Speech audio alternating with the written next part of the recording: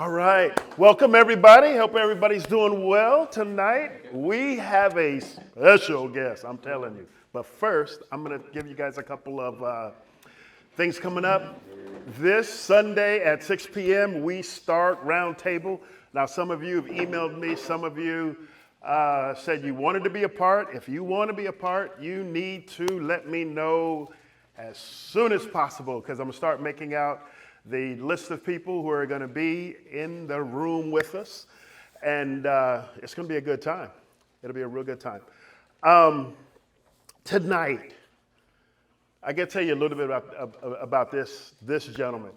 When Pastor Joel brought me here, whenever he hired me, first meeting we had, we were hanging out and we were eating burgers. And he said, whatever you do, there are 3 men you need to meet.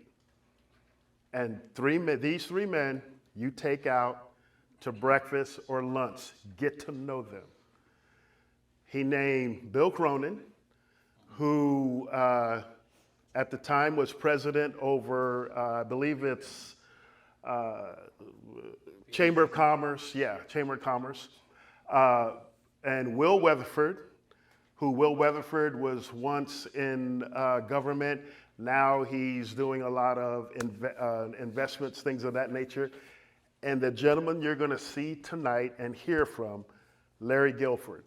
I'm here to tell you, don't fall asleep, take lots of notes, ask a whole lot of questions, because every time I've sat down with him, it has been a rich, rich time. I've walked away with lots of information to apply to life. So what we're going to do, we're going to pray, and then I'm going to bring him up. And as you guys know, we do the talk first, then we do Q&A, and then we have application. Okay, so let's just pray. Father, we just thank you. We thank you for this evening. Father, we thank you that we have the opportunity to gather, to learn, to get more tools to put in our toolbox for our lives, more life skills. And God, we just thank you. We ask that, Father, as Larry Guilford speaks, that our hearts would be open and that we would hear what the Spirit of God would have us to say, have us to learn, have us to apply. We thank you. In your name we pray. Amen. Amen. Let's give it up for Mr. Guilford. A little about me. Sound like a song or something, huh? Right. I've been here a long time in the area, the Wesley Chapel area. When I came to Wesley Chapel, I've been in real estate. My background's accounting and all that kind of stuff. But I've been in real estate like forever, as long as older than everybody except Joe over here has been around on this earth. But for the most part, I've seen a lot of things happen, and you guys have seen a lot just in the short time you guys have been around, the area, because it's such so fast growing. When I came to 54 and I-75, there were 3 buildings, 2 on one side, 1 on the other of interstate. And some of the things that I did, I was the first realtor out here back in the day. And some of the things that I put out here, I put the McDonald's out here, I put the Circle K, I put the Cracker Barrel, like when Pastor Joel talked about that over the weekend on Sunday, that he went to that one, the part of his thing was after the Cracker Barrel. So I went over there afterwards, I said, well, I should go there, at least I put it there, so it was kind of interesting after the sermon on Sunday. But, and so a lot of, things you see out here on the north side of 54 that, I was involved with. Did things at 52, all kinds of acreage and stuff. And so the area has been very, very good to me.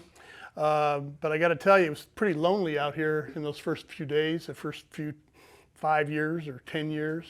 There used to be, you'd ask somebody to come out from Tampa to Wesley Chapel, and it would be like, where? We used to have a bumper sticker out here. I don't know if you guys know that. It used to say, where in the hell is Wesley Chapel? Of course, that was before Pastor Joel got out here. Now, we know that it's not hell. So, but basically, it was a purple and white one. I remember very vividly. And I was selling some property out here for like $10,000, $12,000 an acre with $100 down, and I couldn't get people to buy. So that gives you an idea of just how things change and whatever. My expertise is kind of like in real estate. Like I said, that's one area, but I also understand accounting pretty well. in life planning. Try to, I believe in written goals, okay, which I think, a lot of people don't do or don't follow up with as much. And I'm kind of, I used to follow it all the time, and I don't do it quite so much as I used to. And then realize what you really want to do. If we were trying to, I used to say with a map, but nobody uses maps anymore. But for example, if you were going to go on a trip, 200 miles before GPS, you had some kind of map or something to follow to say, oh, I want to get here, I'm going to take these 2-3 roads to get there. We need some kind of a map or guideline in what you're going to do, because otherwise you're going to go like this. Oh, this is a good idea. And you're going to be over here, and then you're going to be, no, that's what I like to do. You got to have some kind of a plan, okay? And I think most people don't have a plan. It doesn't mean your plan's not going to change, okay? Because when you have that kind of a plan, it is meant to change. You're going to grow. You're going to change in what you're thinking about, what you want to do. I went to the university. My degree's accounting. I was going to be one of those accountings, but man, stuff was pretty boring. So I took accounting and I worked my way through school doing it. I was lucky enough to work in as an intern the first semester, and then I stayed with them and pretty much worked almost full time my 4 years. So by the time my 4 years and I got my degree, it was like, God, I don't want to do this the rest of my life. So I totally changed and kind of went into still tied to kind of accounting, but not working for, not doing tax returns and all that. And it led me to real estate, and I got transferred down here finally by the company. You might know where Lake Bernadette is or whatever. I put the first streets and all that stuff in Lake Bernadette back in the day. And they brought me down here, so it changed, what I was doing. But the understanding of numbers is good. And I mean, how many in here like numbers? How many are good at numbers? You're all going to be good at numbers. Okay, I don't want to ever hear that again. Okay, yeah, I can do that. Because if you think you're not going to do it, you're not going to do it. So I think just set your mind and say, I got this stuff. It's not that hard. 2 and 2 is still 4. And you work out the numbers and try to figure out where you want to get to and what kind of steps you got. But, the two of you are going to take different steps. 2 of you are going to take different steps. But it's still towards your goal, because everybody here has different goals. And I think that's something to really to think about and to, when you're trying to chart your course, do have the written goals, but don't be afraid to modify them. And to, when I say write them down, I want you to have goals for 6 months. I want you to have goals for 1 year. I want you to have goals for 5 years. And I want you to have goals for like 10. And they can go past there, but 10 is pretty good if you can get a thing like that. And I want you to do all 4 of those categories. If you do that, you're going to start figuring out what you really like to do. I had financial goals. I had sports goal like I wanted to do, or health goal. I wanted to get down to a certain weight, or I wanted to do certain things. That was my list. Some of them were very optimistic. I was going to drop a few pounds. I was going to do this, or I was going to break 80, or I was going to try to be a millionaire. Pretty far-fetched, probably right now, right? Gosh, Larry, I'd just like to be able to have a house I could live in, But if you don't think it won't, it's not going to happen. So you've got to be able to think, hey, I'm not the smartest guy in the room in real estate. I went to a lot of I went to my courses in college, but there was no real estate courses. They don't teach you those kind of things in school. They don't teach you sales in school. They tell you basically when you go to college that sales, even though it's 5 letters, it's a 4-letter word. And so from that standpoint, it's not. You guys can see things that are being sold on the interstate, on the internet, with this group or that group, all kinds of ways to make money that I never had that opportunity. So there's lots of opportunities that are out there for you to explore. There's a lot of knowledge out there for you to explore, so much easier than I had. But one thing I had going is probably cost. Okay, it was easier to get in, to some things than it is now. But I think you can find out, you can do it. So just to go back to when I first started in real estate, I had probably about as much money as is in the room here. Okay, I had like zero. I didn't have a lot of money. I decided, okay, so what do you do if you don't have any money and you want to maybe invest, or you maybe want to try to figure out what you're going to, how can you put something together?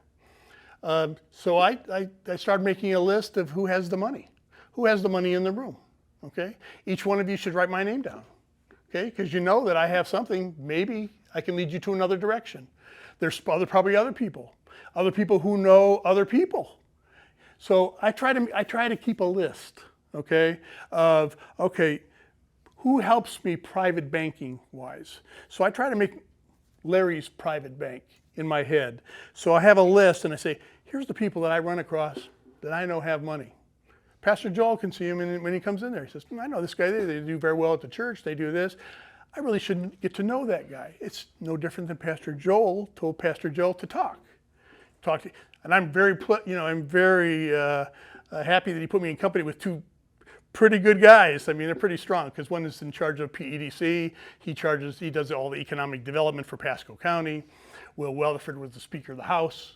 Him and Derek Brooks ran the last Super Bowl we had here. They were the two guys over it. So, and now he runs a stock kind of investment kind of scenario with a group down there. And I think he's the board of trustees for USF now.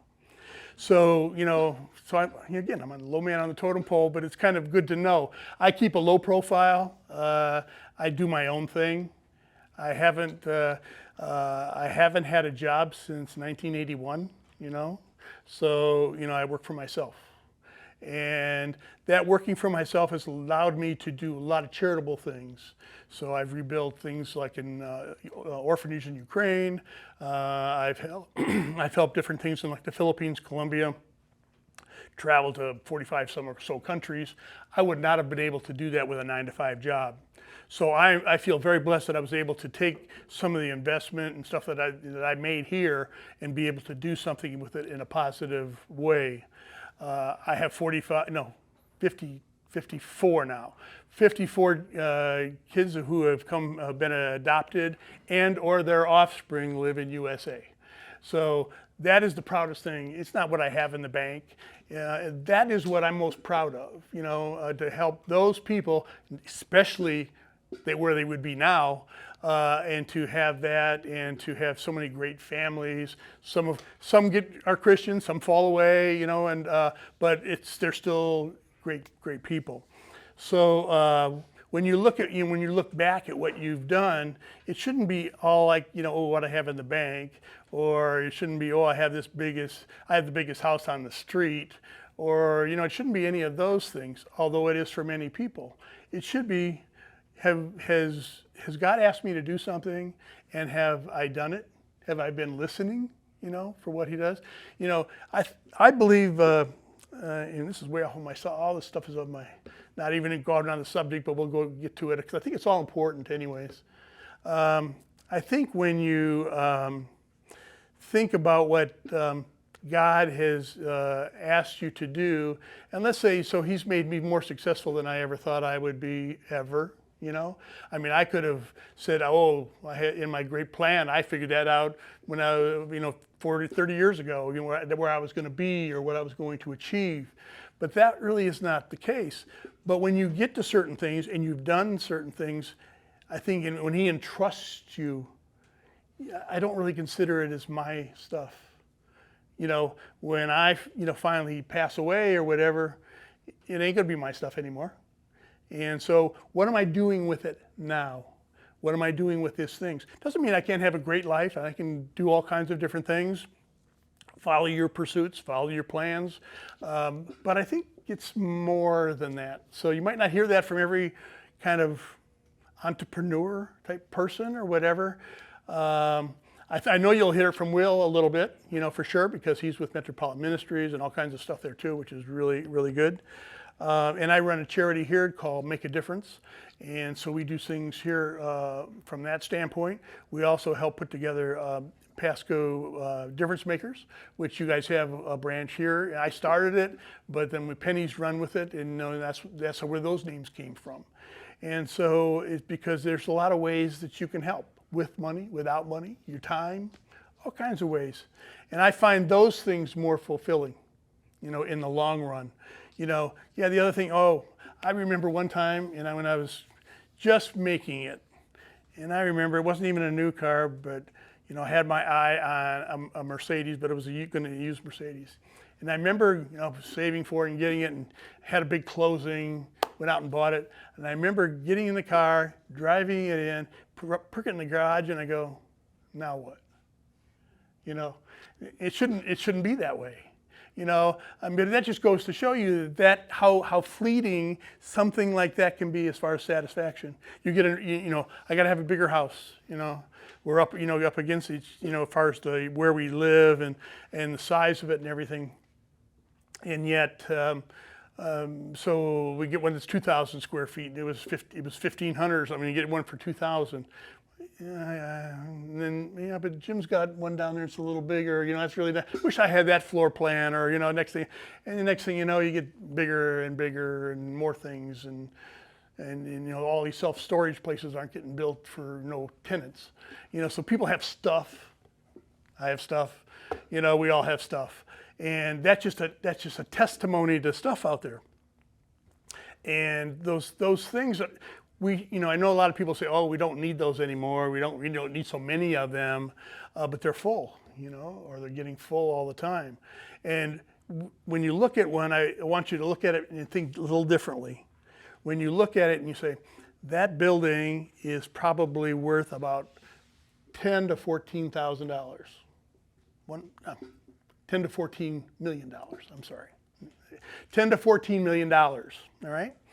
And on the tax rolls, if I know the one on 54 near Saddlebrook, it was called Metro Storage, and now it's something else near, right there almost across from Saddlebrook.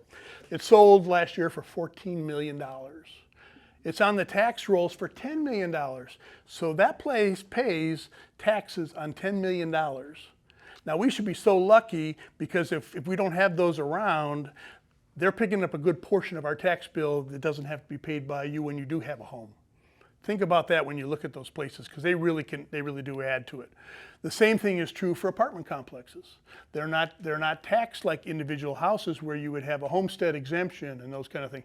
As much as I hate to see all of them going up with no landscaping and no plan or thought, it seems like they're everywhere and not, but they are keeping our tax bill lower, causing more traffic. Yeah, there's a lot more of that going on, but there are positive things towards them that I think a lot of people don't see, because how many cars go in and out of those self-storage places? Every time I drive by, when the parking lot's almost empty, there's stuff sitting there. There may be some boats out there or whatever, but you don't really see people walking around them. You don't see a lot of cars in and out of them. It's not like the Publix, So think about that from a standpoint. So I kind of look at the world a little different than most people, probably because I was in the billboard business for a while, and then I noticed every billboard in town. So when you're in that kind of business, you see what you want to see. So we're going to talk really about two different subjects this time. We're going to meet twice, I guess. We're going to meet one other time. So I'm going to talk a little. Now, who here has a job? Who here has jobs? Okay. And who's looking for a job? Okay. And so the one thing I thought we would cover is, as being a person who's hired people and things like that, what things can you do to get a better job? Or so you maybe get an upscale thing, or maybe a job where you look at things different. Maybe you go on your own. I only went on my own probably. Basically I was working for the third company that I was with when it brought me to Florida, and I was promised 15% ownership of Lake Bernadette. Didn't really happen. Kept asking for the paperwork, and it just didn't happen. They fired me. Last time I ever been fired. Last time I had a job. I guess maybe I was afraid to get fired again. I don't know really, but it forced me out to get my real estate license, and I went into business with a guy who turned out to be a crook. And that lasted about 6 months, and I said, I'm out of here, and so he said, oh, I'll buy you out. And so that lasted about 3 months with some payments, and then he said, here, yeah, I'll sell it back to you, and I'll be out of here. So, it was kind of a big change. I had about this much money, everybody knows what that number looks like on their bank statements. But don't be afraid of that. There's lots of different ways that you can put people together, there's just a lot of people who have things they don't even know about, access to things they don't even understand, or, that you could help them maybe get to a different place. And by helping them, the best way for you to get ahead is if you can help others get ahead. If you can do that, you're going to get in a better position. So we're going to talk, the first thing we're going to do, I'm going to pass this one little sheet around. You want to pass those around for me? Just kind of pass them out. So this one here is, which of the following will improve my workplace image? Now, it says workplace, but it can be anything. It can be a job scenario. It can be an interview. It can be a situation in your home with your spouse, your mate, your partner, or just roommates. It could be any of those types of things.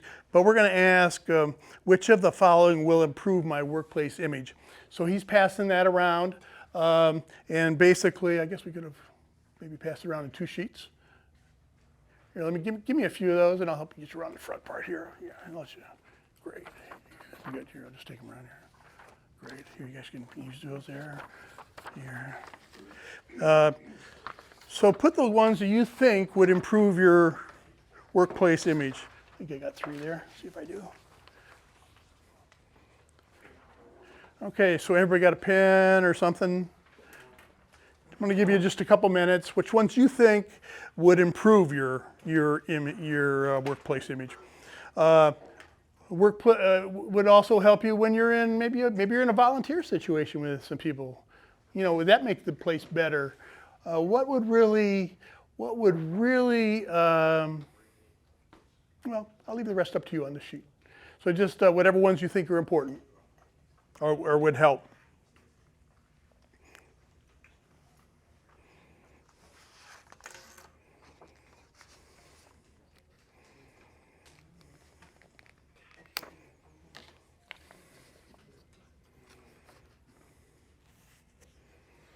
Okay, everybody got some? Oops, I didn't turn on my thing here. Good thing I'm not in church, huh? I must have the volume down, though. That's good. Another pastor called me, Pastor Anthony over there at the Spanish church over there. I went to his thing at Good Friday. They're now going from Spanish services and English services. And Kurt, do you know him? Pastor Kurt? Him and his wife are doing a marriage counseling kind of scenario, seminars. They're pretty good. He used to be over here at Life Church over here. Everybody got something? Tell me what you picked and why. Anybody? Just a few. Don't have to. Be on time, be prepared, attitude, positive energy. Be prepared sounds like you're a Boy Scout. Yes?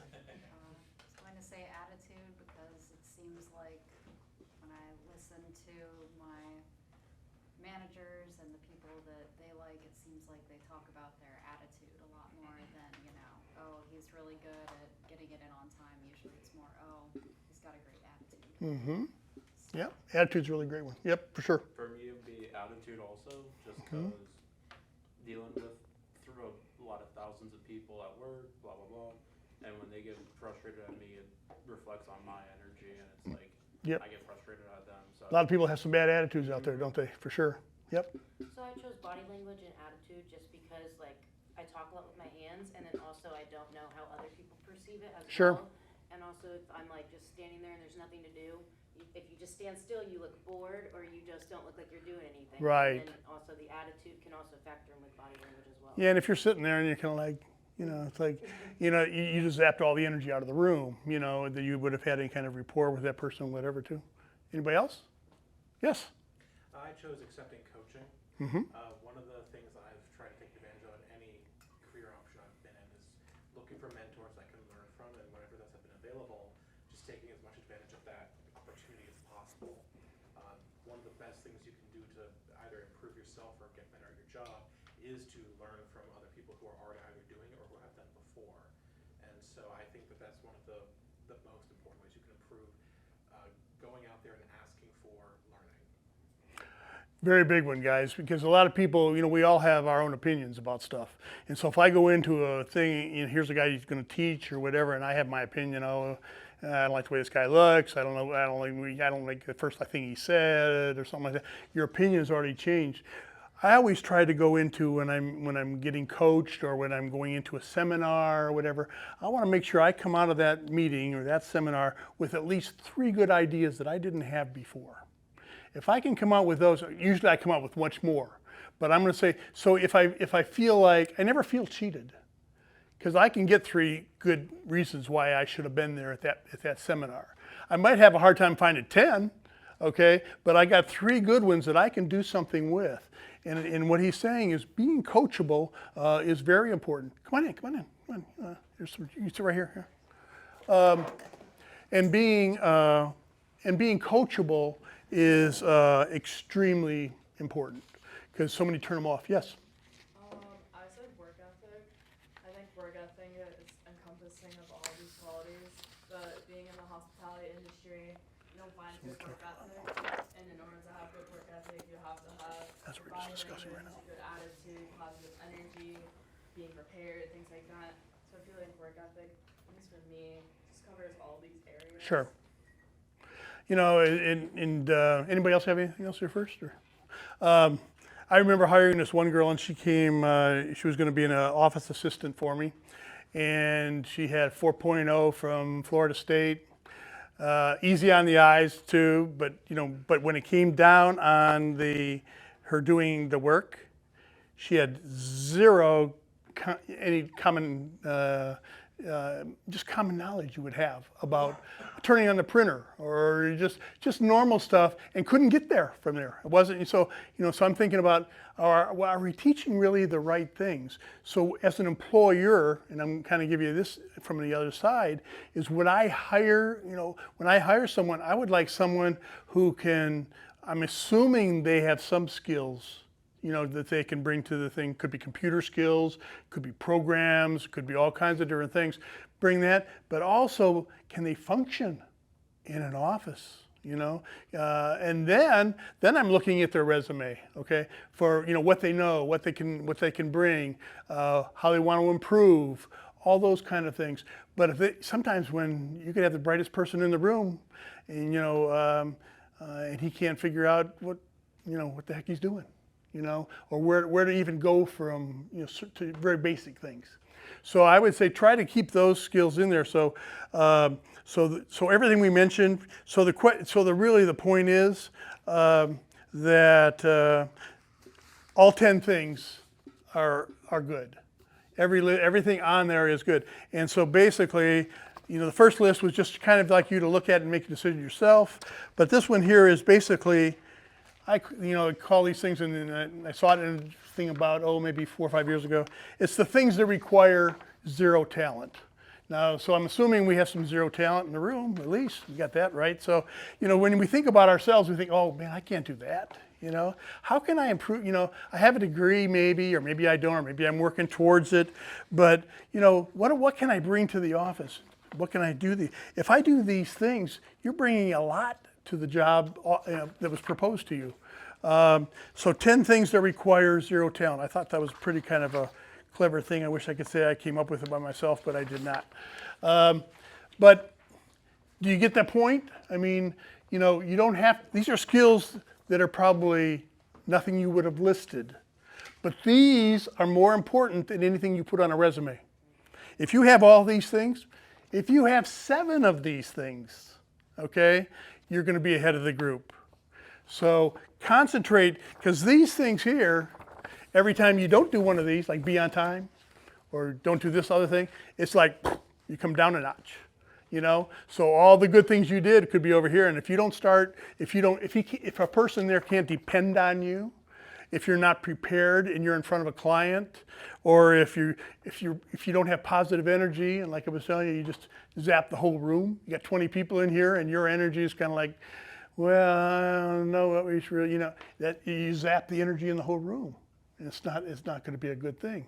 So, if I were you, I would concentrate on these things from a standpoint of, here's how can I improve. I might not be perfect in the body language. I might not be perfect having the great attitude every day, because I'm going through stuff too, you know, but, you know, you can be better. And if you go the extra mile, yeah, some people might not recognize it. You may be working for one guy and he didn't notice that you did that extra mile, but you know you did. And it may not show up that time, but it'll show up the next time. And do it. If you do it from the thing, when you get to be in that position, you're going to understand it and do a better job yourself. So these are I think they're important for us to be able to follow, only from a standpoint of, it's a way that you can get better. You know, most people would say, oh, how can I improve? I got a degree. How can I improve? Oh, well, I can get a master's, you know. Oh, yeah, and that's more money out the door, and going from that standpoint. I have a degree, but I will hire people that don't have a degree. And I would have hired myself if I didn't have a degree. And so masters, doctorates, and things like that, I run into a lot of those kind of people. And, you know, they're impressive if we talk about other things, and they can impress me. I'm not impressed by their title. All right, that's not what impresses me. And then there was one of the quotes, and I think I'll find it here. So one of the quotes is, let's see, who was it by? I forgot who gave the quote. Anyways, it was basically saying, talk to the garbage man like you would talk to the university president. If you talk to everybody the same, and don't talk down to one person, or don't talk down to that person, oh, he's just a garbage man. You know, if you never ever do that, you're going to be good, because you're going to be able to talk to anybody in the room, okay? And you're going to be surprised who's going to be the guy or who's going to be the woman that's going to actually be able to help you. You know, you're going to be surprised. It's not going to be that one guy. He's worried about himself. You know, he might not be able to help you ever. Statement number 2, do we have freedom of choice? I mean, we live in a great country here in the United States. I've been to 45 countries. Some don't have the freedoms that we have. And so you have all of this freedom to do, but there's also responsibility. It means you have to do something. Some of these countries, like, you know, I've been to Ukraine, and I saw Ukraine after it was changed from being Russia. You know, people had big metal fences. They didn't have chain link fence. They had metal, so their neighbor couldn't see over, because that was from the communist time. You know, what does Joe have over there that I don't have? We make the same money. We work the same job. You know, we get the same pay. Oh, how did he get that extra thing over there? How did, you know? That was the mentality that goes with communism. I've experienced it myself. It's really kind of weird. But why should I work harder? There's no reason to work harder under that kind of a system, because if you go into that kind of system, hey, he's going to make the same money as I'm making no matter how hard I work. So the productivity goes down. But when you're going to make a choice, there are like 5 things that I think are also important. One is hard work. How many have always heard hard work? It doesn't mean physical. It just means to work hard, to have a good work ethic we talked about earlier. I think that's very important. Be self-driven. Some of you are working at home now, okay? If you're not self-driven, you're not going to get ahead. You might be able to keep that job, but it's stuff you have to prove that, you know, they've got you working there for a reason. They're assuming that you are going to be productive working in that situation. They're hoping also, to be honest with you, because they're not sure they believe in working at home. But, you know, so they're also either believing in you. So don't, you know, if you're working at home or something, do that. Hard work is, I'm not a young man anymore, but trust me, I can outwork a lot of people.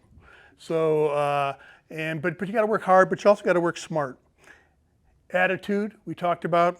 Attitude is a choice. You make a choice how I'm going to be today. Yeah, I'm not feeling the greatest, but I'm not going to let other people know I'm not. I'm going to let something build me up so I have a better attitude, even if it's only a little better. It doesn't have to be, all of a sudden you were way down here and then now you're a fake somebody. Try to be 1% better every day. Hard to judge, but if you can be better every day doing something like that.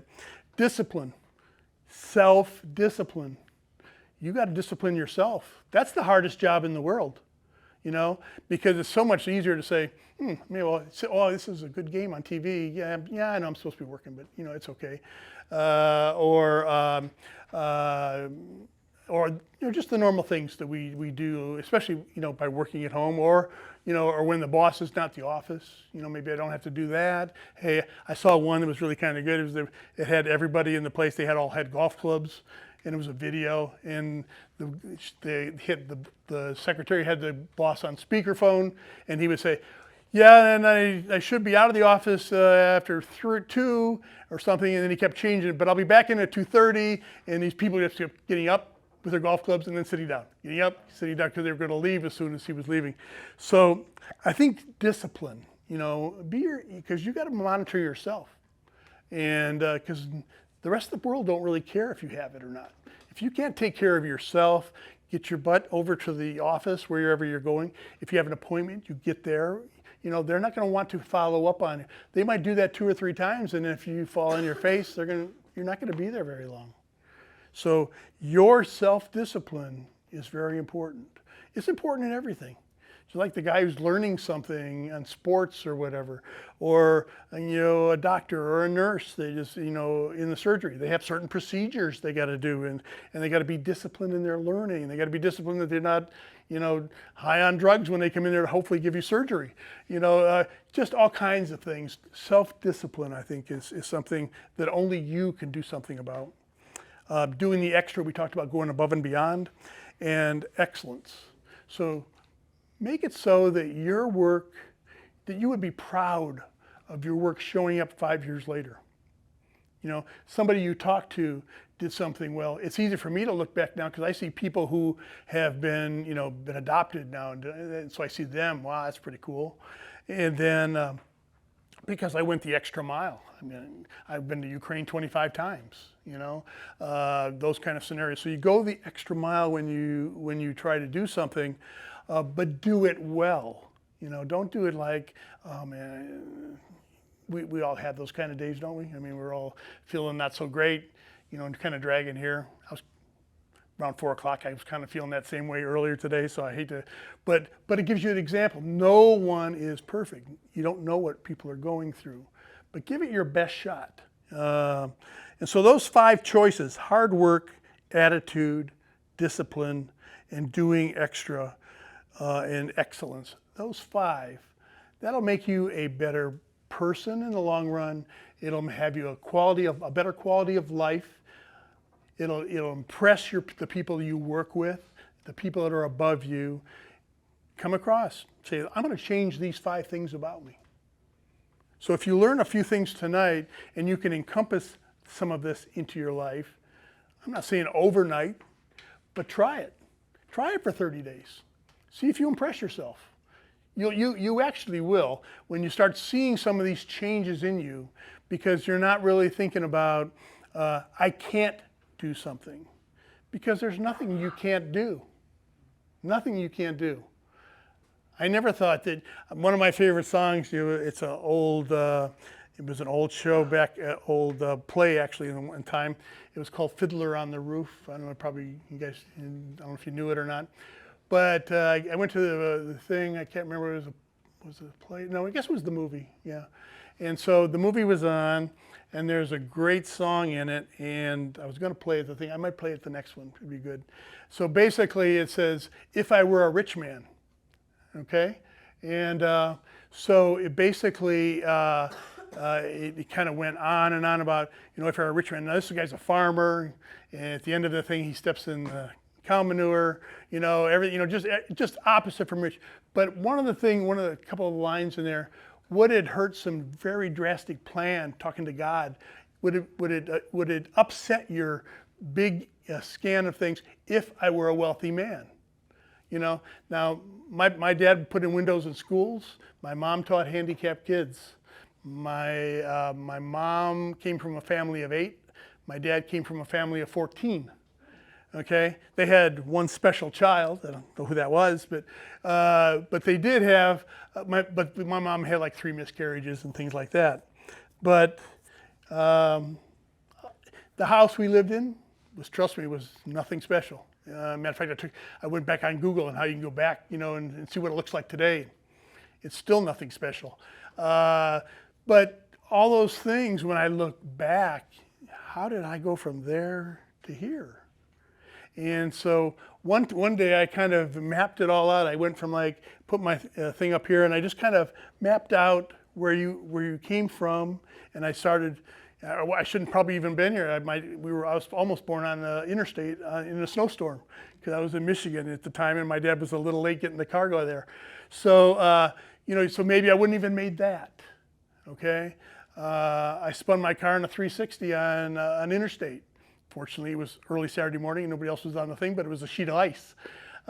Should not have probably made it through something like that. Who saved me during those kind of times? You know, don't really think about it too much. You know, at the time, and maybe you're thankful at the time to God, but you really don't think about it. So I just kind of like went from like there, and I was raised Catholic back in the day, and so I had my experience with nuns, you know, and you guys think things are hard by teachers and everything. You know, and my knuckles can show that they've been hit a few times by rulers. So, so there's kind of some different things that you learn, you pick up, but just different. How did I start to go down this thing and try to be this kind of person, like an accountant, and all of a sudden I shift over to this area. Next thing I find myself like in real estate. Totally never thought about that before. How it came around and changed. I was supposed to be this. Now I have a normal job. You have to work on commission, you know, which is really kind of difficult to change from salary to commission, and you kind of go up in this area, and that's only a part of them. That's only a small part of my life. Just all those turns. So who's helping? Who's watching your turn? Okay, who's there helping you when you turn? And my guess is God is there even when you don't know He's there. You don't think that He's there. I got divorced probably in my early 80s, and not in my early 80s, when in the 80s, and so from the Catholic Church, it really wasn't meant, I think, because once you kind of like that, you know, you're not really one of them, you know, per se, even though I had been raised that way. And so I kind of lost it with God. You know, I kind of ventured away. I still did a lot of good things.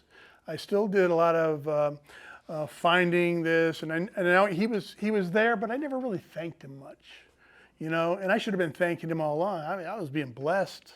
You know, from here to here, you know, all this was being blessed. I was able to do things with the money that I was blessed with, and, you know, different charities and things like that. But it really wasn't until I said, you know, I'm going to come back. I'd like to raise some more money so I can do more good things. And at that point in time, I said also that I really wanted to do things in His name, you know, as opposed to doing it just to do it. It's doing good things like we think we should be doing. And that really started when I came back here in 2015. So really all those years where I did things or whatever, He was always there with me. He was always there watching over me, even when I wasn't too darn thankful. I mean, I wasn't against Him, but I really wasn't thanking Him like I felt I should. So really since 2015 to now, I have been here for those years. They've been formative years for me. At my age, imagine that, formative. Following some of these choices, you know, what choices I had made, what choices can I make, what choices do I make from here? And so that's why I think your path constantly is changing. So never be afraid to follow where you're supposed to be going. And I feel very blessed that I'm in the place I am and being guided by Him. So I think that's something we really should be thankful for. I wish I had been more thankful along, and I apologize to Him all the time. So that's kind of what I had in mind for this part of it. It was really from a standpoint of because one of the things we're going to try to do is generate money. And a way for you to generate money is to get a job if you don't have one, or get a better job, or getting raises, or getting improvements with the one you have. And maybe be on the lookout for other ways that you can make a little better life for yourself, but also how to plan for a better life down the road, okay? So what do you need to know about money? I think one of the questions I have for you is, how do you think about money? Everybody thinks differently. Anybody have? Yes. I don't put, like, when I'm looking for a job, I don't put money out there as much as other people do. I'd rather enjoy what I do and then the money come than the money come and not being able to enjoy it. Okay. Okay. Good. Yeah. Go ahead. You're saying, so okay. That's your. Go ahead. Tell me. I was agreeing with her. Agreeing with her. Yep. Anybody else? Yes. I've seen money as more of a tool or a resource that allows me freedom to do other things. So what I can get with the job that I work in allows me the freedom to explore other avenues or to try and advance other goals in my life. Good. Good. Yeah. Makes sense. Yep. Any other ideas? How do you think about money? Go ahead. So to backpack off what she was saying and stuff, like I rather like enjoy what I do because I've had jobs where I've worked constantly in and out, like where I would even have to work 2 to 3 jobs at once just to provide. But I've learned that being passionate about what you want to do is more than making an income. And so like even like as right now, I'm just taking a break from working and I just want to figure out what makes me happy in life is what I'm doing right now, and what God's plan is. You hit on one of the bigger ones right there, being passionate about what you do. If you're passionate about what you do, it's not work anymore, okay? I'm passionate about the real estate kind of thing. I mean, it's not the only thing I'm passionate about, but I was, that next deal, I like to do those, do another, and but it gets to be like, life is more than just that, Or if it is something you're passionate about and then you overwork yourself, you lose your passion for it. So. Yeah, I think that you can, yeah, for sure. Yes. I use that as motivation to get that next step of work, and then use it to save for something that I really want. Like, I really want my truck. I really want to take trips. I want to help pay off my family's house. That's how I use money as motivation for me and as I go with all of my jobs at work. So they should be written down in your goals. Okay, here's my goals. I want to do this, this, and this. This, I might be able to get quicker. To maybe do that part. Maybe the house kind of thing to help the family would be a little different. But perfect. It's a perfect kind of a goal scenario in how you want to achieve it. Yes? Just kind of piggybacking on what I said before, work-life balance is so important. I feel like for me personally, if you work, you can get the money coming in, but your mental health is not going to be the same. You're not going to be able to spend time with your family and friends. So I think for me, like, I get what people are saying, and money's important, and it's supposed to pay the bills, it's supposed to help, whatever, the family house payment, whatever the case is. But if your mental health is not the best at the end of the day, Sure. The money can come in, and you're working. Right. You're not having a life outside of work either. Right. It reminds me of, I remember sitting at a Thanksgiving table and my mom said something, and this was when I was starting to think, I was pretty successful and, thinking pretty highly of myself. And, she said, Larry, money's not everything. And she's right, but money is just as important as oxygen. Oxygen's not everything either, but you need it, and you have it to survive. Because we help the homeless and things like that, they have no money. And we don't want to be that way, from a standpoint. We want to be self-sufficient, so you want to definitely be self-sufficient and everything, because you don't want to have to depend upon somebody else to take care of you, So it takes a certain amount of money to be able to do that. But, she was absolutely right. Money is not it should not be your goal or whatever. Anybody else who has heard things about money? What's some of your family things, somebody who's told you about something about money? I got a few here. See if you guys recall any of these. Money is the root of all evil. Is it? Is that what the Bible says? The love of money is the root of all evil. Yeah, it doesn't quite say that it's the root of all evil. It's the love of money. Okay, so recognize that you have to have money because you have to tithe, you have to do all kinds of things. So, so he's telling you that basically, it is, it's the love of it that is the root of all evil. So remember that one. That was kind of really, that's probably the most important one we'll have here tonight. That one, because of how we look at it. I don't think anybody should be here loving money. Oh man, I can't wait. I'm gonna make that mattress, 3 inches thick, and all that green stuff laying on it. I'll feel comfortable. It's not what you have in that area. It's what you can do with it.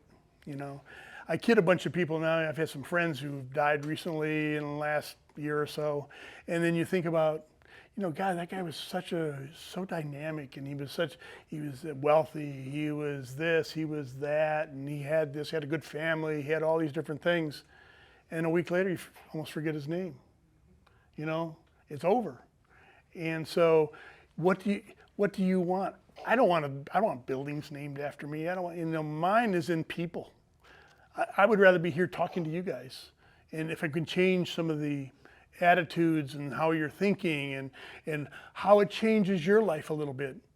I have had 5 guys who work for me who became millionaires, okay, but through work, that gives me a thrill that they were able to do that. I wish I had been closer to God and I would have pushed that more into that same conversation because they didn't all go that route. They're good people, but they were not, don't follow the Lord. So here's a couple other ones. Save your money for a rainy day. Well, we get enough rainy days around here, so I don't think we can save too much. So then the other one is rich people are greedy. Rich people are criminals. You watch TV and you can see that sometimes. Filthy rich. That's a nice image, isn't it? He's rich, but he's filthy rich. You have to work hard to make money. Yeah, some do, some don't. Money doesn't grow on trees. Heard that one many times. You can't be rich and spiritual. Well, wrong. Money doesn't buy happiness. Do you buy happiness? Happiness doesn't buy money, but it can buy you some temporary things. But if you do something positive with it, I think you can, if you're doing His work, I think it takes it to a different level. Money talks. I've listened to money a lot, but I never heard it. It never talked to me. It didn't say, "Here, invest me over here," or nothing like that. But money does talk. It makes deals happen. If you talk to a realtor and you have 50 grand in the bank, they're going to talk to you more so than if you have 5 grand in the bank. They can do more with you. Just normal things. The rich get richer and the poor get poorer. Seems to be a lot of the case. I see that, like, you get different tax structures and things, and some are geared for investment, and, so people because, once somebody has that money in a person, they've earned it or whatever, how do you get them to reinvest it out there? How do you have them put their money at risk? And so they have these different programs. So maybe if you build down here, you'll get tax credits. Or if you do this kind of thing, you'll get it. So it's kind of incentive to help, but it really never trickles down. I come from Detroit, okay? The riots were two blocks away from my school, okay, back in the 60s. So I've seen some of those areas, and what they were like. And the thing I would say is, there's a really plight, and there is a big difference between inner city and not inner city and all of that.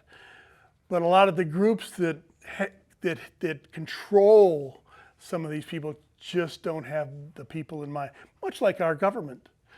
Government is pretty much the same all over the world. People say, well, I don't like George Bush, or I don't like Obama, or I don't like, you name it, okay? But the more I was around the different countries, the more I found that all governments are the same. They're all bad, Power makes greed. Ultimate power corrupts to an nth degree. And you see it. Person doesn't have anything, and then they have all these things or whatever. they're never really there to give it. So basically, whether you're a black person, a brown person, or, a white person, none of us are really defended. You can just look who really operates you now, who really runs the government for you, and so on. It's really not for the person who voted them in an election. It's really more your PACs, all these kind of things that have the power. But I'm getting off the subject here. I rant and rave a little bit too much sometimes. The rich get richer, the poor get poorer. That's not for people like us. Who feels like that in here? Who feels like it's not? Yeah, it's not for me, and I'll never be. I sat in those same chairs. I felt that way sometimes. That's why when I listened to that song, "If I Were a Rich Man," that was kind of a dream. That was like fantasy land. Okay. And one of the things about that, at the very end of that same song, it comes down, so the best thing that would come of that if I were a rich man is that I would be able to read the God's word, and I'd be able to answer questions. People would ask me all kinds of questions, which here I am, you guys are asking me questions. If I was a rich man or whatever, you would ask me these questions because you think I know everything, and I don't, but I can tell you what I do know, and what I can show you and maybe guide you in a direction. But I think that's, people assume that when you have a few dollars that you are so smart. You're the smartest person in the room, and you're not. You're not. There are a lot of smart people there that are making 25 grand a year, but I want you to be happy with what you do, be passionate about what you do. I think that's even more important than the dollars. If you're passionate, don't take another job for $1 or $2 or $5 an hour more just because of that, if you're going to be miserable. Okay, so think about that. I know it's hard when you're trying to get to a different level, but try to find the work or the career that you'll be happy with. You may not be in it yet, maybe you'll be in it next month, next year, maybe it takes you 5 years. Maybe you don't even know what it might be yet. But you have this passion for something over here. Don't ignore it, okay? Because that could be the best thing in the world for you to do. Let's see here. There's not everyone can be rich, and not everyone is, that's for sure. But I think, I would say I'm probably in the top 3%, somewhere in that range. I always crack up when you see here's in the 3%, oh, the guys are all bad, and this kind of stuff. And I've met some people who do some amazing things. But it came from hard work. It came from effort. It came from helping people get what they want, And I think sales is a really good way to go if you feel comfortable in that way. For some it's not. Some of the people that you would think would be the most successful are like doctors. Doctors and lawyers were my first partners in most real estate deals, my first 5 years. And they had egos, kind of hard to get in the room sometime. So you had to suck up your ego. So that's kind of one of those things that should be on the list too. You put yourself like second when you're talking to them, because they have to feel that. And so I had doctors, they're making, at that time, they're making strong salaries, big salaries. But if they're making 100 or 150, they're spending 200 or 250. They got to live the country club lifestyle. They got to do all these other things. And so when you talk to Mr. Banker or some of these people, they will say, that guy's he's been a doctor here 30 years, and basically, he has to work till he's 85 because he's financed up to here on all that beautiful stuff. The loans alone will get you. And so I would say, be careful what you buy, and we'll go over that much in more detail later. So like I told you, my mom said basically money's not everything, and my mom was the best, so she should know. Anyways, so if it does money have negative things to you? Does money mean negative connotations to you? When you think of money, do you think of any negative thoughts? Some people that do have a lot of money, greed, I think of greed a lot. Some people just take advantage of it and they don't realize what they have, or like you said, they end up buying a lot and then they end up having to pay it back. So a lot of people don't realize what they're actually doing with it and what they're going to actually have to owe. Because a good person shouldn't talk about it, you know, I mean, you know, from that standpoint. Any other points? That's a very good one. Yes? I grew up in a family. I grew up in a rich family. So growing up, my parents were very judgmental. Were like not so much anymore, but like when I was growing up with kids, like they were pretty judgmental to other kids that or like other families that Sure. didn't have as much. So it was something that I saw, and it was something that I didn't want to be when I grew up. I didn't want to look at people who didn't have as much money as my family and look at them in like a negative way. Yeah. It's just because, you know, you don't have the means as someone else does doesn't make you any lower quality. Sure, absolutely. Anybody else? And judgment is a big thing. I always look at it this way. I'm not in any position to judge anybody. There's only one judge, okay, in life, and it's God. So I mean, from a standpoint of what, you know, but we judge things every day. We scrutinize things. Oh, what's the pot? You know, what is this? What is that?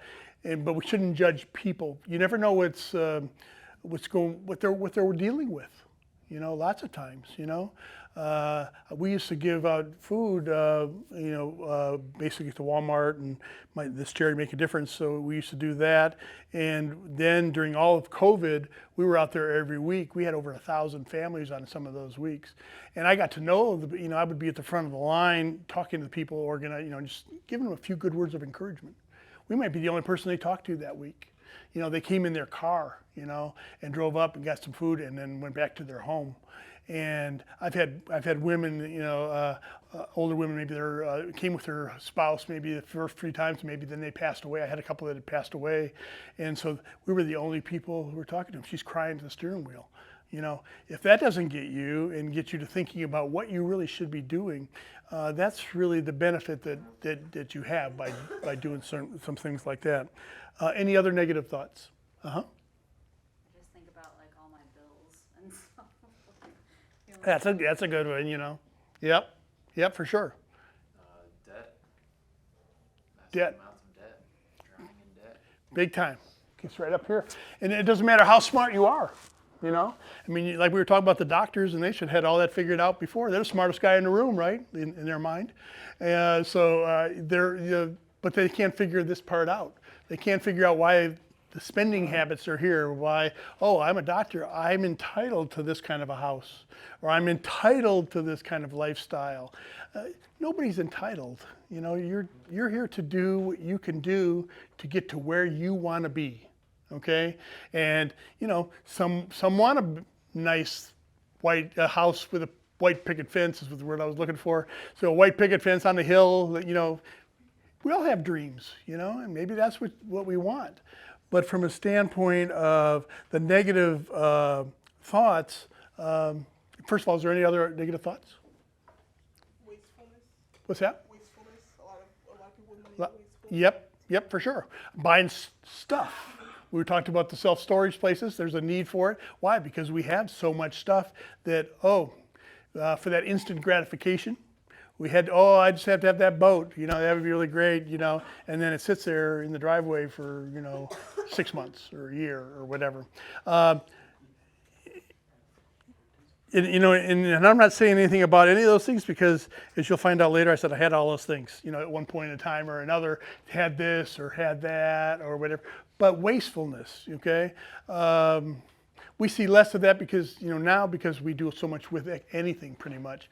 But it's just something you got to think about. So really what I want you to do, though, I want you to try to get rid of the negative thoughts that you might have of it. Don't worry about if someone's wasteful with it, okay? That's their problem, okay? I wish I could say don't worry about your bills, but that one's a tough one, because there'd be some knocking at your door otherwise. But I would say, but debt, we will cover that one, because that is a very important one. As far as, because that's a big one that can control your life. It can take control over your life. And so that's a big one that we will talk about. And you, what were we talking about here? The first one you brought up. Greed. And so greed is one. Heck, you see that thing, that show on TV all the time. Greed, what is it? Greed is, I forget the one TV show on, It was like they have a new greed story every week. I forget what it is. But anyway, American greed. There you go. You couldn't say the right, it's the proper word to go with it right now, really, too. So really, when you see those kind of, and those are ones that didn't do anything the right way.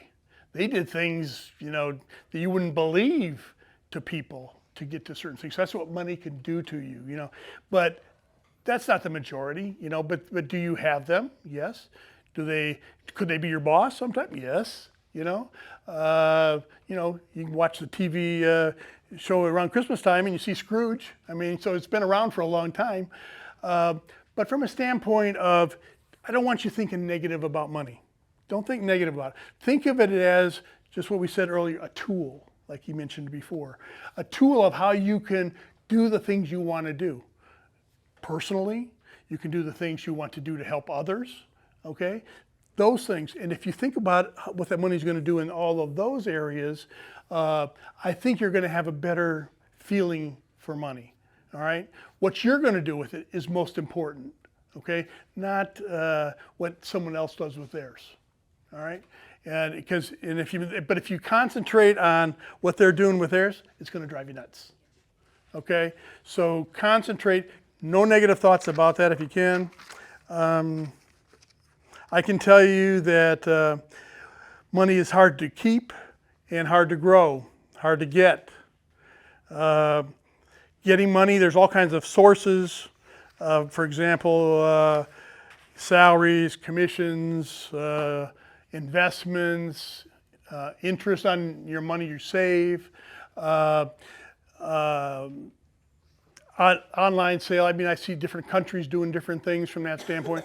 I can take you to like 3 countries like Ukraine, Colombia, and Philippines, all with 3 different governments, and they all make about the same. They make about $200-300 a month. It doesn't change. What's good for me to go to those other countries is that it put my, what I made, my income, my net worth, put it in perspective. What was driving me, the next deal, all these kind of things were driving me back in those days. Then I go into a thing where a guy's worried about how he's going to feed his family that night. So all of a sudden that $5 drink at Starbucks makes me think differently because he doesn't make $5 the whole day, to feed his whole family of 4. So when you run into those kind of things, I fed kids under viaducts, where they don't have anything. I've got some pictures I could show all the time where I have 100 kids that we're feeding at one particular time. Those things help put my life back in perspective, okay? I mean, it wasn't my childhood, we weren't that poor. But when I see that and they don't have much, or maybe they've been neglected, or they're not parents are maybe not even around anymore. But I didn't have it that way, but I do remember my parents, when I was 9 years old, both had TB. And so they were both put in, you call it a sanitarium, I guess, but it was a hospital. And my dad was in for 6 months, and my mom was in for 10 months of that same period of time. And so I lived with my grandparents, they already had 8 kids of their own. They didn't need a 9th, but by that time, the youngest one was about 8 years older than I was. But one thing I do remember, and never really thought too much about it at the time, but I can firmly remember seeing cans of peanut butter, USDA, on it. I can remember seeing butter, because they didn't have much money. And I remember my family, even then after that time, when they got back on their feet, we would usually meet there on Sunday afternoons after, they had a family meal or whatever, and their mom and pop wasn't doing too good, so they would all get around and put like $10, $5, whoever people could afford to help them through that week, So I got to see the return, it wasn't a lot, but it just goes to show you that everybody could be in that same position as the type of people that I was feeding during COVID or whatever, that anybody in this room could be in a car to have to go there. And I've had a lot of students come from the different schools around here because they're struggling too. Prices are high, on food, and they had budgeted maybe to be here. Maybe their job, maybe they couldn't get their side job wasn't there anymore. for right then. So you never know what kind of situation has made that person need you. You don't know, as much as you think you do sometimes. There's some other ways too, like robbing a bank too, but I don't recommend that one. It's not a really great way to go. Penalties are kind of stiff, So basically getting money, so that's one source of way of getting it. So I put the next two, keeping money and avoiding money pits, in kind of one group. And then, there's, like I said, there's all kinds of ways to get the money, but basically, what would be a money pit? Anybody had a money pit? Go ahead. Like signing up for something like a membership and you're not being able to pay it, or if like. I was thinking of the gym one or something myself. or Yeah, like if you can't get out of it if you, unless you died and you got 3 witnesses or something, Or like yeah. when you do like boats and stuff, like just keep going up, or with credit cards, that's a big one that people do, is they just like, oh, I'm gonna pay it off on a credit card, I'm gonna pay it off, and then next thing you know, next paycheck. it's Yes, all there. yes. Who else? Yes. Collectibles. Collectibles. Someone gets like really into collecting something, then they just keep buying more and more because they're like, I have to complete the collection. And like, the crazy Funko Pop people who they've got like 100 Funko Pops Yeah. that cost $20 each. Life savings, is in that stuff, and and then some of them they make money, but it's probably not. Most of them don't. Yes. Like cars and car payment, having a nice car. Nice car. Okay, guys. So now you hit my hot button. That's probably the one that I didn't never put stuff up my nose, and I never did those kind of stuff like that. But I've had my cars, So I've had some Porsches, and I've had some Vets, and you name it. I was pretty there. But I've been driving a pickup truck now for 12 years. Not the same one. I'm not like Pastor Joel. I can't drive the same one for that long. But I drove it for me a record time. It was almost like 8 years. That was pretty good for me. I would trade them pretty often. It was good when I first started like in business, because these same doctors and these same lawyers, Larry, what are you driving now? It was kind of a status symbol because they could relate to that. So I was on their level, even though, I didn't have nothing in my pockets hardly. I certainly wasn't making their salaries, but I was on their level. So I kind of did it for that purpose. At least I tell myself I did it for that purpose. But that was my weakness was that, as far as so I've had my share, and they are expensive to insure, expensive all the way down the line. I've never made too much money on any of them. I know some people say they do, but that they're in the minority. And then you add the interest with the car payments. Now, and we're going to talk about that, but yeah, so the biggest one I think you will face is a car. It happened to be my biggest one on here. So basically, let's talk about the car. So when you buy a car, you select the one you want, find that one you got to have, it's going to make me feel like $1 million. Got to have it today, What's the 2 most important things that you want to know about that car? Well, one of them is going to be safety. What's that? Safety. Safety. Boy, I've never bought a car for safety. I can't. But I can understand it. They used to sell those Saabs that way and a few other ones. But the safety issue doesn't have a certain thing. One thing I did learn about the Volvo not too long ago is they invented the seat belt, and they didn't patent it, and they let everyone have it. That says something for them right there. I mean, that's safety, yes, but it says something about the individuals where they didn't patent the thing and look how many they could have charged for years, Yes, Oh, I would say mileage on a car. mileage on a car. Yep. Often does it break down? Breakdown, yep. You can look at the different charts, and then this one's, more expensive to repair, that kind of things too. Yep. You're financing your car and you're paying your car monthly, how much interest is being added onto that?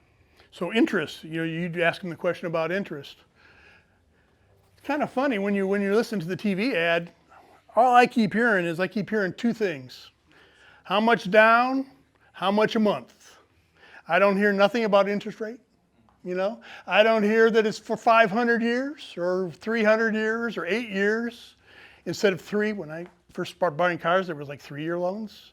And now, we can keep the payment down, but you got to finance for 8. half of a house, if you do a 15-year. Think about that from a standpoint. So they're talking on TV, what they constantly say, it's only $300 down or nothing down and $299 a month. A lot of nines and all those numbers always. It's always $299. They didn't go to the $300. It's under that, So that's what they entice you with, okay, from that standpoint. You need to know what your interest rate is. You need to know how long of a term you're financing it for, okay? Same question you would ask on a house. Is it a 30-year loan on a house? Or can you pay a little extra payment and make it a 15? Or maybe you make extra payment every other month, or maybe you make extra $50 a month payment every month. You'll be shocked about how that pays it down quicker, okay? You'll spend about 2.5 times, I think it's 2.5 times, on a house for the 30 years than you paid for the house. So when you think about that, it's a big number. In 15 years, you'd pretty much pay it in half, cut that in half. But you need to know these interest rates. Rates are really important, even more so now. Can you still buy a house at the current rates? It's hard because it's not the interest rate as much, well, it's the interest rate and the price. It's two things.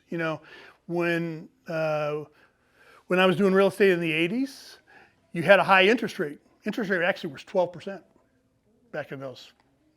But I still made a lot of money in real estate. Okay, but the things were cheaper, but they were still expensive for those people at the time. Cars, in the 50s, and I can only remember this because I remember my parents buying one, was like $3,000. For a car now, probably the cheapest thing you get is 25, somewhere in that range. And so, from a standpoint of, but know what you're paying. Don't be a sucker for one of these ones say, so much down, so much a month. Because you don't even know the price sometimes of the car. They put all these options. You can get this car. Well, yeah, they added another 5,000 or 3,000 of options and had you finance that back here in the back of the contract. So know the price, know the interest rate, know the term, okay? But you still got to drive something, Hard to find a good used car. They're out there though. You might find somebody who goes to auctions. That works sometimes pretty good. I bought some pretty cool cars on auction at lower prices and drove it for 1 or 2 years and then sold it for as much as I paid for it. That's hard to do in car business because, most people, they depreciate. They're not like a house that hopefully it goes up. They go down in value. So if you pay 25 or 30, when you drive out the door, it's pretty much, 20% off the thing for sure. So you got to know the price. And like I said, ask those other questions. Don't just go for down payment. Yeah, I can come up with a down payment. I could do that monthly payment. But you're paying for it for 8 years. That car may last 5, And you'll be up here making repairs on a car you're still making those same payments for. Just think about that. Cars are the easiest one to see on that. Houses are a little different because, hopefully they go up in value. That's what I used to tell everybody, and then they soared, probably 2 years ago. So right now, I think there's deals out there, but they're hard to find because everybody out there thinks their house is worth way up here. I think there's going to be a little bit of adjustment, but what we do have here that's probably a little different than other places is we have a lot of people coming into the area. So you got the New Yorks, the Californias, and all the other people coming here. So you got a built-in market. So even if it does change, if they say, the prices are coming down, that's just people want to get out of New York, or out of California because they don't pay those extra taxes. Be thankful in Florida that you don't have an income tax, because at least we would have that. Interest rate, we talked about years, payments, not just how much down, okay? The down payments, the things like that we talked about already. As for other money pits, boats, expensive trips, travel trailers, motor homes, jet skis, girls, if you're gonna marry a guy, he says, I have to have a boat. well, you might want to move on. We all have our kind of, all us guys have different things that we're in love with, besides you. So just think about, hopefully he's more in love with you than he is that thing. So, but you see that lots. Who makes the decisions when you're in a relationship? Who should make the decisions? Together, yeah, you should. Especially on maybe certain items, anything above certain price. That's a big ticket item. You don't want to come in short, and tell someone, oh, yeah, I bought this on the way home. $15,000 boat. Oh, yeah, we're going to go fishing every weekend. So you're going fishing and we'll be fishing for you, but, other than that. So keep that in mind, okay? Just from a standpoint, make sure that you're on the same page, Doesn't mean, but, so that's another good reason to have written goals, because look at his. It might be a good way to find out if you're the right one. I don't give marital counseling. That's not what I do. Okay. So from my standpoint, I'm not a good example because I've had all those things at one time or another. Not expensive ones on some of them, like the motorhomes and things like that, no. But I was an avid jet skier and all that kind of stuff, so I've had a few of those. Trips, I've traveled a lot, but I mixed that in basically and did a lot of good things. So I don't resent any of that part that I did, but I have had them also. You see, I had the getting the money down. I was good in real estate, and I had that part down pretty darn well. But keeping it and having those money pits pop up existed. It exists for everybody. As we ran around the room, we didn't talk about many other things, but we got more activity when we started talking about money. I know, I've been there, so it's normal. And as Americans, we have the most because we have the most stuff. We want more, we want more, we want more, and we think we need more, that we need more.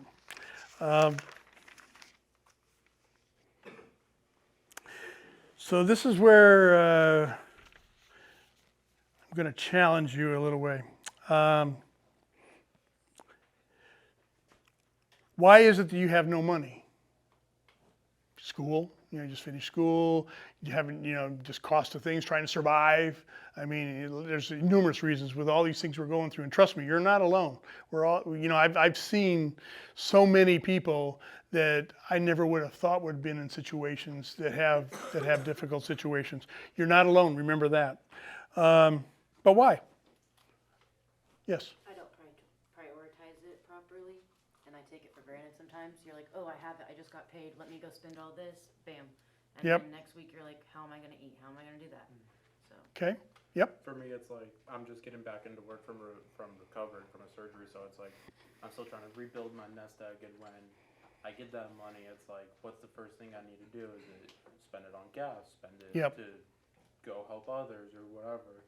And it's just like I don't prioritize myself and make a checklist. Okay. Yes. Bills. Bills. Yep. Do they pop up and scare you? You forgot about some, and they just pop up, or they're bigger than they thought they were. I get that today. Even some things pop up and say, oh, God, I thought I paid that. I didn't know it was that high. Yes.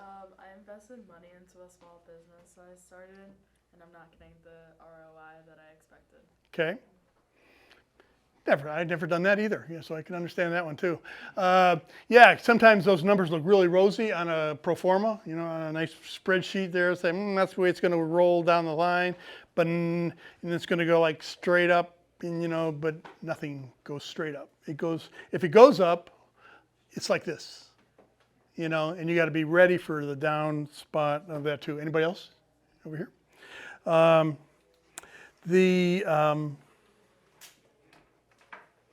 How did you learn about money? Who taught you? Parents? Yeah. My parents taught me that money bought happiness. Bought happiness, yeah. Were they happy? They were, So. Okay. I didn't mean to pry. So, but did it buy them happy? It's one thing to say it and then because nobody's happy 100% of the time anyway. So that's for sure. Anybody else? Was there somebody? What was that? Safety town in Pasco. You got a little checkbook. Oh, the little checklist there. That's pretty good. I've only been to Safety Town one time, and that was for like an exhibit way back here. So it's like, it's good to know that you remembered that. That was good. Anybody else? Yes. My mom and you. Huh? My mom and you. My mom and you. So up till now, you were just your mom. So, wow, that's pretty. Well, thank you. That's. Oh, you were before. You were. Gotcha. Cool. Well, I think from a standpoint it is very important because we don't teach it in schools. You know, we don't teach it at any kind of good sources. You can find it on the internet, but you find everything else on the internet first, and it's not as exciting as those other things. So you kind of move on. You look for the day's joke, or you look for something else, and so we don't really sometimes think we're going to learn. And are you learning it from the right person on the internet? You know, somebody who is there. So basically, basically, what does that make us? That makes you basically all financially illiterate. You know, when you think about it. We don't really spend as much time learning about it. Some people don't know how to do checkbooks. I know a lot of people don't even use them anymore, you know. ATMs, that's a smart thing for you guys, right? Every time you use it, I get a fee over here. You send it to me. You know, I'll just take it. No, forget about sending it to me. I'll just take it. You know, all these different things cost you money, you know. If you go to Starbucks every time, you know, you're trying to do a budget or something, and it's $5, $6, $7, you know, depending on what you get there nowadays, you know, and you do that for 30 days a week, you know, that's $200 some. Probably can do something with that. What I would like you to do is to do a budget, and I'll have a form here for you next time. But I want you to do 2 other things in that budget. I want you to pay yourself first and have it go in a separate account. Okay? Pay yourself. You're the most important bill you have. And I want you to think of that way. Pay yourself.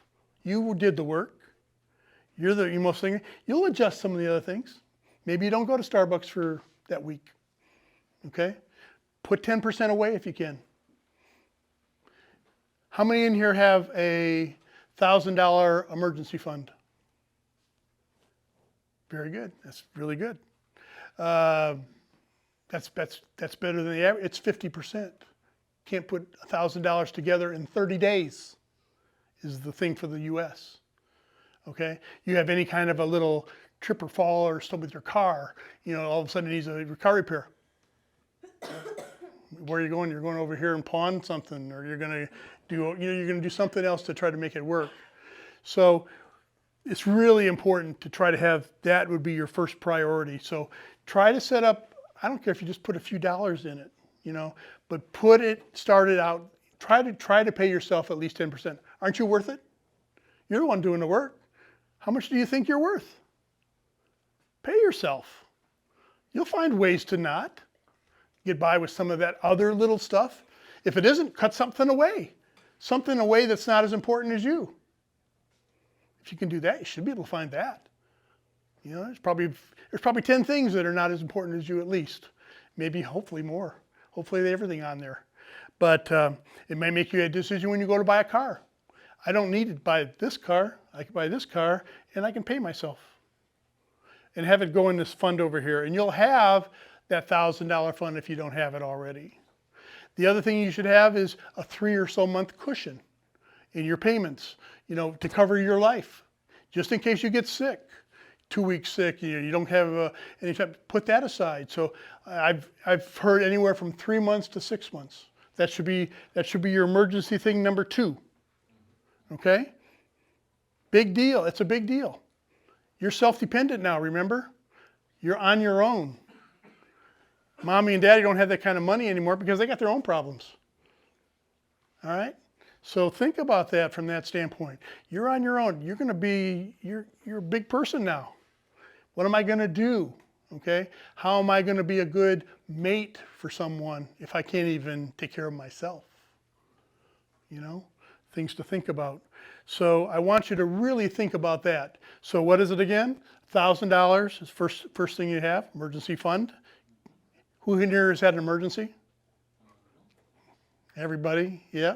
We've all had them, and then where am I going to get that from, And then what do you got to do afterward? You got to renourish it, but at least you don't have to, boom, pay it to someone else.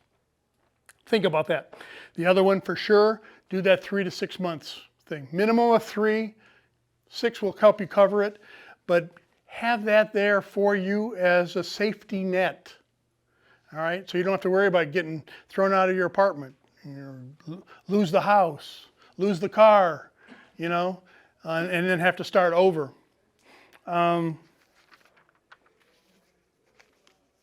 So I was kind of wondering when I called you guys all financially illiterate that somebody would complain, hear those words. I said, God, that's kind of harsh, when I wrote it down there. But it's really true, I've been learning this stuff since I was, probably not when in college, probably accounting.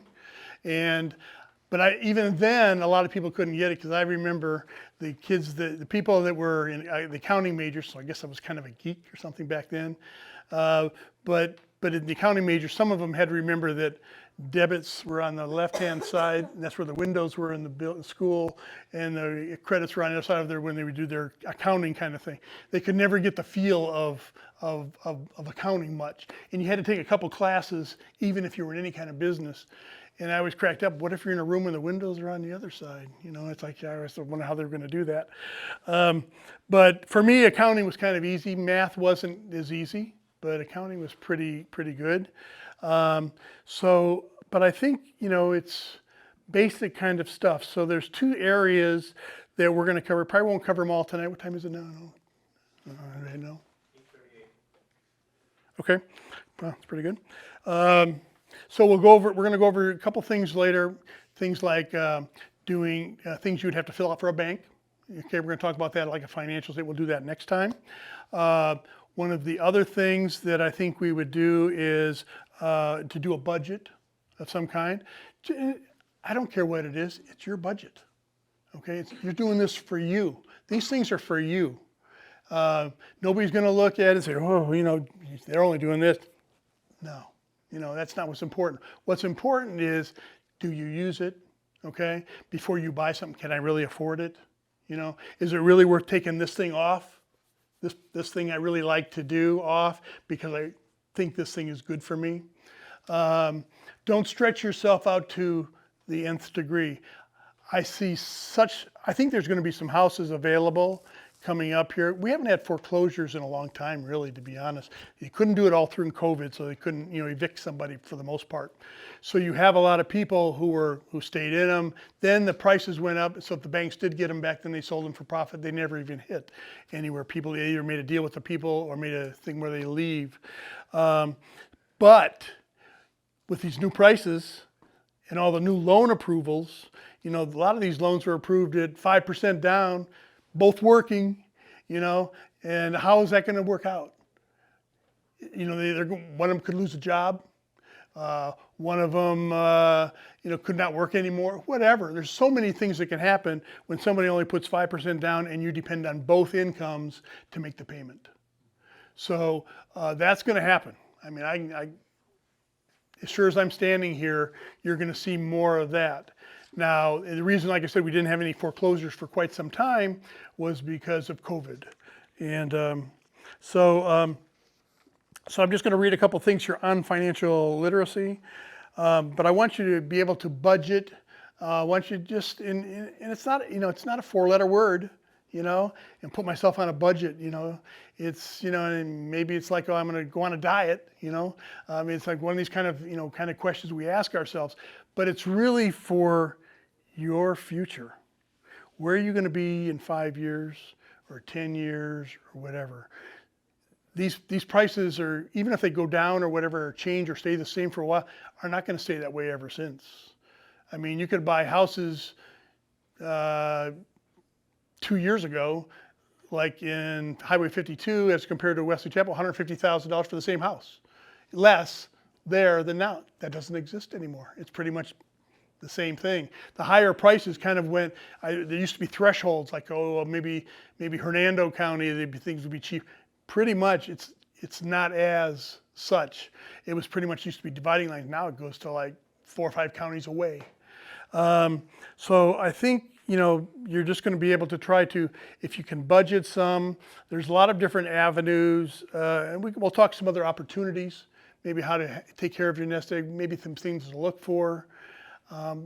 There's, don't be afraid to get into some groups, areas you don't know about, at least to talk to them. There's so much information online. You got to find what's good, what's bad, but there's a lot of different possibilities. So we're taught as children for these three things. Physically, how to take care of ourselves, which everybody looks pretty healthy here. So I think we're pretty good there. We taught how to share love with each other, love of family, and we've learned those kind of things. And how to manage our time. But we haven't talked about learning money. Now, some have had their mother teach a little bit, family teach, and that's good if they're a good teacher or if they're a good example. But if they're not, that wouldn't be a thing. But most teachers at a school don't even talk about money. Money's a four-letter word to most teachers at school, I found. We want to bring talk money into schools and people can talk about it, and no, that's bad. But when it comes to getting a raise for teachers, they're out there, raising their hand, needing more money, But the people really need this literacy. They really need to know the pitfalls of certain things and the abilities of certain things. Financial literacy works to eliminate the phrase, if I only knew then what I know now. So an experience that you had when you bought a car, or experience when your parents did something or whatever. Just different things. You say, boy, I wish I wouldn't have joined that gym. Now I can't get out of this thing and now I have to pay this penalty or whatever. Those kind of things. So now you learn. Don't be afraid before you pull that trigger on a particular purchase to look up who's already had that turn. It might give you some insight. And should I take that same step? It's a mission to provide financial knowledge and equip people with the information they need to be proactive instead of reactive. Being reactive makes people vulnerable to mistakes that they could end up paying for the rest of their lives. So if you buy the wrong kind of deal, you could have a 30-year contract on something you'd be paying for. It sets you up to fail down the road. I don't know about you, but I don't like that word failure too much. I try not to use it, but it's a word that, we don't want you to get there. Have I had some situations where maybe I had a partner, he didn't pull his share, especially like in 2008 when some of that stuff hit the fan. When you're sitting at a lawyer's table and you own a property together with two other guys and they go around the table and you sign personally too, and they go, what do you have? Oh, well, I have this stuff called just Chinese drywall and we're doing this and I got judgments all over me and I can't do nothing. It goes the next day, I'm his partner, so I have those same judgments. And then they get to me, how about you, Larry? And they go, I think you better get a lawyer. So you're a target. You may be the one. Three of you may have signed the same loan document, but their judgment, we call judgment proof. So it turned out I was able to make it so I took certain steps to protect myself. And so we all paid equally for the loss we had, but that was when the crisis hit. And so there were some hits taken. I was fortunate that I was out almost entirely, but the real estate has a tendency to suck you back in a little bit with it, how it can work or whatever. But I'm very fortunate that I got through it without too much damage. Schools have the best platform to teach this stuff, but they're not very good managers themselves. They're not really, most of the teachers there, this is not what they do.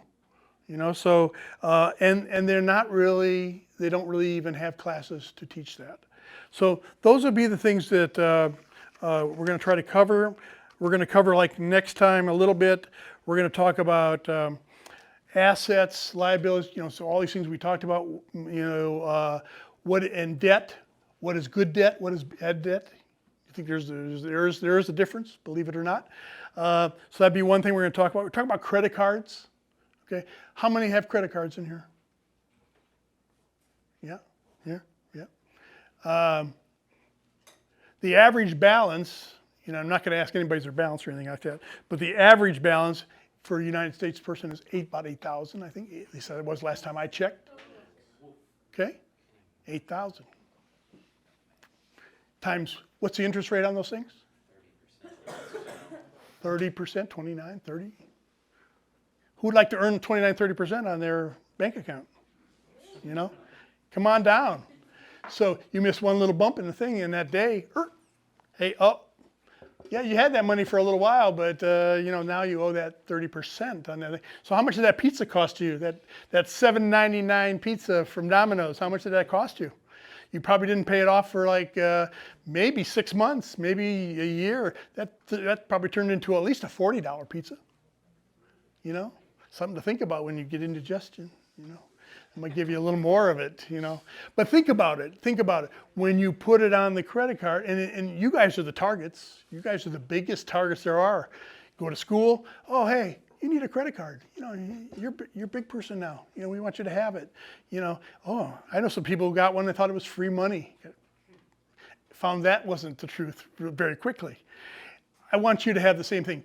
Credit's very important. It enables you to buy the house down the road, buy the car down the road, cheaper prices, cheaper interest rates, all those kind of things. That's why it's important. Student debt. How many have student debt in here? Okay.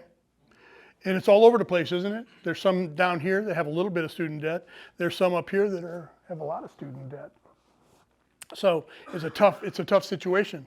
Some it's almost as big as a mortgage. And it depends on what kind of a job you have and things like that, but it can be a lot. You got mortgages. People have a mortgage and they had this great increase in their price of their houses. So what's the first thing they do? They go out and they get an equity loan on their house. They take that equity out and they go buy that travel trailer or go buy that boat. So they had this gift of this extra money.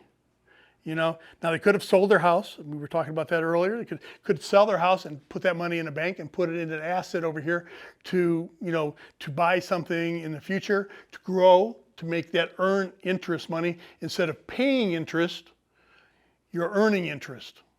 What a concept, okay? Because right now you're paying for the most part. So here's a way you can earn some interest. So even if you took that down, even if you sold the house and said, well, I can't buy one right now, yeah, maybe I can rent for 2 or 3 more years and I'll find something else. But in the meantime, this nest egg is growing over here, okay? And it may help you do something even better than that. Maybe even a different area that you were thinking. So equity loans are very, I've seen them misused so many times when people buy toys and stuff with them, all that kind of stuff. Take a big vacation and, they just took it out. They took everything that they had going for them. This once in maybe a lifetime bump, this last bit. I mean, we may never see, that was the first one I saw that big of an increase in all the years. I've had bumps, but that was the biggest. And so for them not to take advantage of it is very silly. So be very careful about equity loans. We all want it now. We all want that instant gratification. I told you about the car, driving in the garage, or their families do, or we're entitled to have. But do they really have to have, that extra 500 square feet of a house? There's so many people pretty happy. So think about that size-wise, or what you need, or what you want. Is it something you really want, and is it something you really want to pay for? Or is it something maybe you want to live in that house for 2 or 3 years and put it on the market because you got a good deal on it, and it pays for itself. We talked about good debt and bad debt really quick. Good debt is basically something where it makes you money. So if I have the same house can have good debt on it, or it could have bad debt on it. If I have a house and it has good debt, it means I'm renting to him, okay, or maybe to her, either one. But I'm renting it, generating income. That's good debt. It's giving me income. If it just breaks even, it's paying off a house that I'm going to have an asset in. Bad debt is when I buy that house to live in, because that's just money out. Okay, maybe more than rent, more improvements, more of this, more of that you don't get back. You might get back when you sell it, but you don't really necessarily get it back in, at one time. You may just break even when you sell it. So we'll be talking about that. We'll be talking about just having kind of a different look on maybe a millionaire kind of concept. But I want you to think bigger. I really want you to think big, and I want you to, we'll be doing like a money blueprint. I'm a big advocate of having a plan, and I know probably there's no written plan in the room. If there is, there's very small. And it's important for you to have that. How do you know if you're successful following one? How do you know when you reach something? I have some plans that go back to like the 90s, okay? I had a couple books that I had. And you know what's really cool? You go back through them and say, wow, this is what I was trying to do, and it happened. Or part of it did, or I really didn't want to do that anyways, or something you have all kinds of reasons, but it shows you where you've been and where you can go. So with that said, any questions? I can take questions or whatever you want to do at this point, and I probably way past my time, but I'll let you be the guy. There are some books. There's about 4 up there if you want to get some ideas, and somewhere I got some of these ideas, including this one, 5 Lessons a Millionaire Taught Me, but there's like 4 other books there. Take a copy. I mean, there's a lot of different ideas and things there. Some blueprints to kind of follow. So, good.